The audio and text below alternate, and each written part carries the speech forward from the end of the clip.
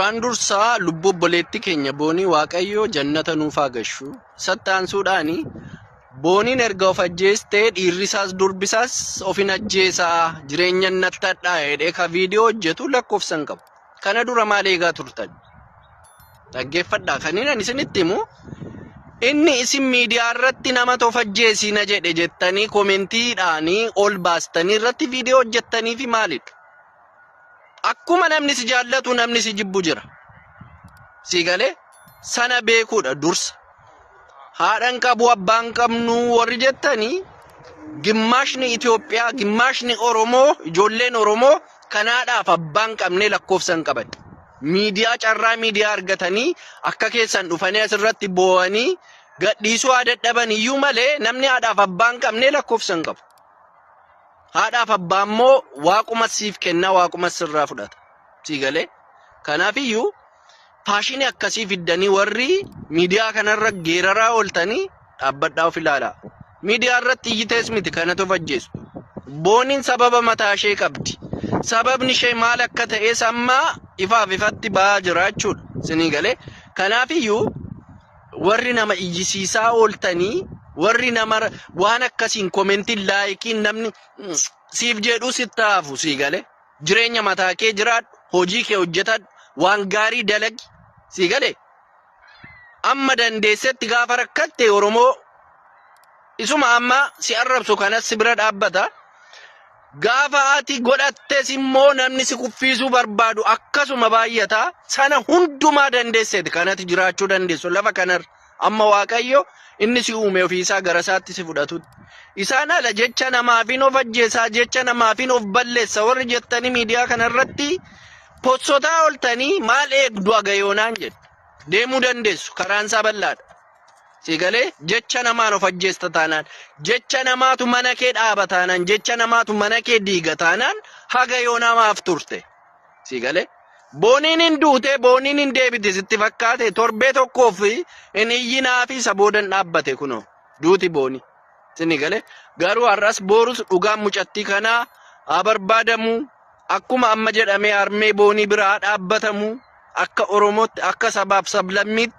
Si galee dogoggora jiru waliin furuudha amma danda'ametti waliin haasa'uudha malee namni na arrabsee namni akkas na xinneesse namni akkas na godhe jettanii warri iyyitanii badaa bu'aan isaa natti mul'atu anatti.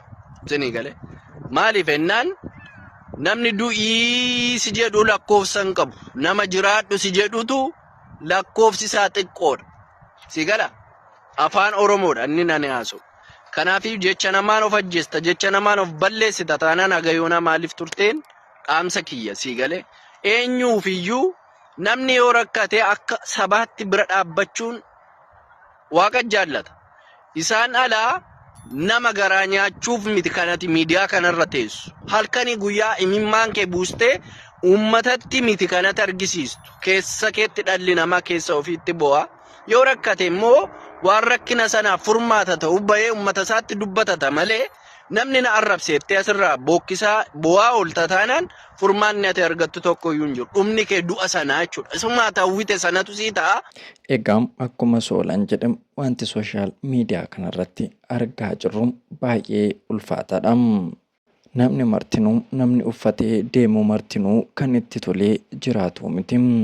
Sababa xiqqoof rakkoo muraasaaf jecha immoo lubbuu ofii irratti tarkaanfii fudhachuun barbaachisaa miti. Ilmi namaa kamuu mul'ata isaa ilaalee rakkoon har'a keessa jiru kun bor ni darba jedhee obsee jiraata malee itti tolee quufee burraaqee kan jiraatu miti martinuu. Haa ta'uti garuu rakkoo fi bu'aa bayii jireenyaa har'a keessa jirru qofa osoo hin taane mul'ata keenya borii ilaallee waa maraa dandamannee jiraachuutii qabna. Guyyaa darbuudhaaf jennee godaannisa hin dabarre waan nama gaddisiisu waan maatii keenya miidhu gochuun barbaachisaa miti. Booniin gaafa kokkolfitee taphattu sooshaal miidiyaa kanarratti burraaqxu akkasuma abbaa manaa ishee wajjin jaalalli isaan walitti argisiisan akkasuma kennaa garaagaraa isaan walii bitaa oolan waan rakkoo tokko qaban hin fakkaatanii waan rakkoo qabanii miti waan mufii qabanuu hin fakkaatanii haa ta'uti garuu jireenyi kunoo akkasii Dhimma Boonii fi Joosiidhaan wal qabatem wantoonni danuun olii gad deddeemaatee jiru. Haa ta'uti garuu dhugaa jiru hanga qaamoleen seeraa ifa baasanitti waan hin taane asii facha ofuun maatii gara lameenii irrattuu miidhaa waan fiduuf kanarraallee of qusachuun baay'ee barbaachisaadha. Namootuma immoo akka Boonii kana tarkaanfii hin malle ofirratti fudhachuudhaaf deeman namoonni itti dhiyoo jirtan jajjabeessuun jiraatti wal bira dhaabbachuun wal tumsuun baay'ee barbaachisaadha. Gaafuma namni tokko nu biraa deeme qofa bo'oo fi mankaraaruun furmaata hin ta'u. Ilmaan Oromoo jiraatti walaa gargaaruun jiraatti wal bira haa dhaabbannu jechuun barbaada. Gam yeroo dhiyoodhaanas jiraatti wal jibbinem erga namni tokko nu biraa deemee jaalachuu aadaa godhanne fakkaata. Dhimma kana cabsuun barbaachisaadha.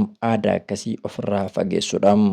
Oromoon kaleessaa wal gargaaraa wal bira dhaabbatam rakkoo walii affanee walii dhoksam. Keenya immoo ifatti wal baaseem wal saaxileem karaadhaa wal deebisuu barbaada. Kun barbaachisaa miti.